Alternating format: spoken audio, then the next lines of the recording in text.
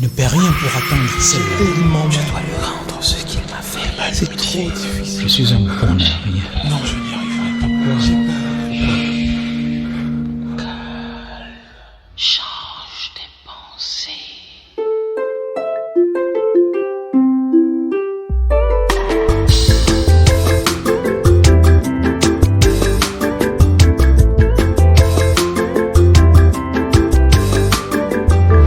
Les éphémérides de Sonia Renée Boguifou. Et si la vie nous était contée? Je t'aime, attitude. Dieu créa le ciel et la terre, le jour et la nuit, la pluie et le soleil, l'obscurité et la lumière, la mer et le désert, l'homme et la femme, le mâle et la femelle, la vie et la mort. Il y a toujours l'envers et son revers. C'est la règle de deux. L'un ne va sans l'autre. L'esprit de l'homme a créé l'amour et la haine, la joie et la colère, les pleurs et le rire, la vérité et le mensonge, la guerre et la paix. La vie est à la recherche constante d'un équilibre qui se conjugue par deux. C'est donc une loi immuable et intangible.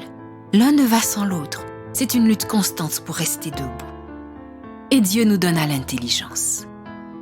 L'amour est la potion magique, celle qui gouverne tout, équilibre tout, façonne tout, pour nous procurer l'unique équilibre, celui qui conduit vers le vrai bonheur.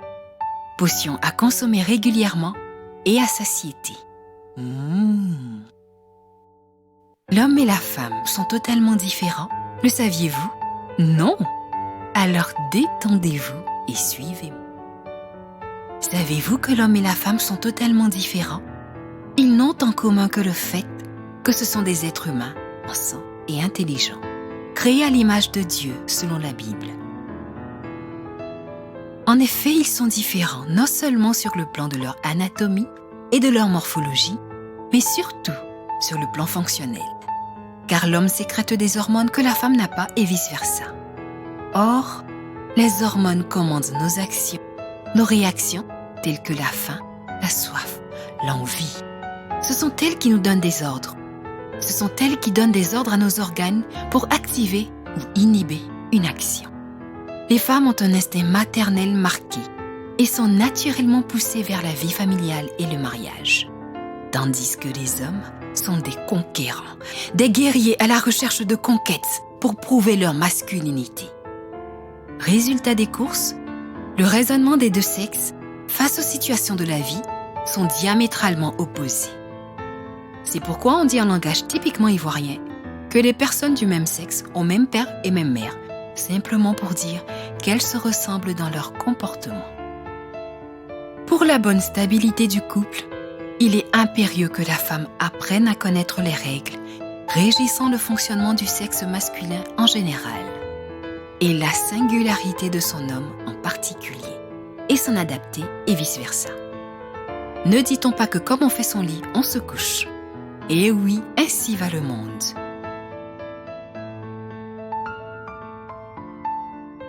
J'invite les femmes à une complicité féminine face à nos héros pour une meilleure harmonie du couple. Ah! Et si la vie nous était contée? Les 3 C. Secret de la zen attitude pour un couple harmonieux. La communication.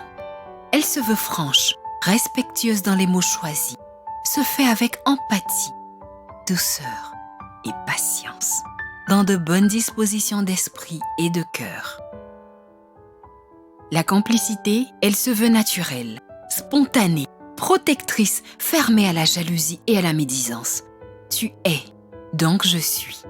Elle fait mal aux méchants et aux jaloux à qui elle ferme les portes. La communion, elle est pleine, entière, fusionnelle, harmonieuse. Le regard dit tout et le toucher fait tout.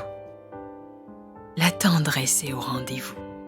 Pas besoin de se parler, tout est bienveillant et bienséant. Pour y arriver, c'est très simple. Mettre le spirituel en avant en tout temps. Et ensuite, s'investir sincèrement dans l'autre en demeurant à son écoute et vice-versa. Aujourd'hui, c'est un moment pour s'abreuver à la source de l'amour. Un lieu où tout est à la fois volupté, sensualité et aussi joie et partage. L'amour n'est pas Mercedes. L'amour n'est pas position sociale. L'amour n'est pas richesse matérielle. L'amour est douceur. L'amour est patience. L'amour est innocence. L'amour, dit-on, accepte tout, pardonne tout et ne s'enorgueille de rien. L'amour est vierge. L'amour est beau.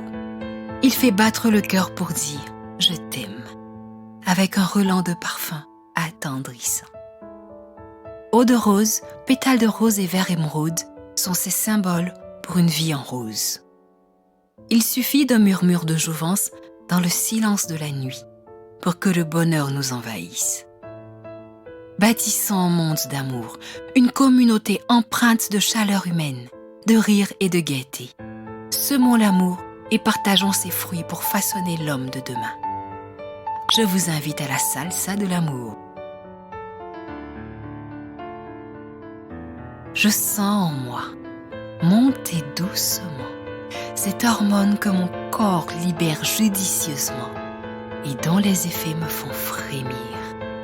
Cette hormone sortie de mes entrailles serait, dit-on, la dopamine.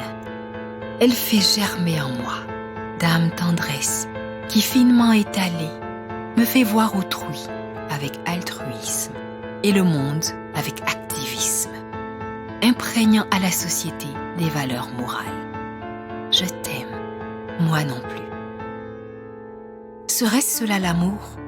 Mon cœur bat, mon âme vacille, et je ressens cette ivresse qui entoure mon être. J'aime cette lueur qui brille dans les yeux de l'autre. J'aime cette sincérité qui réconcilie le monde.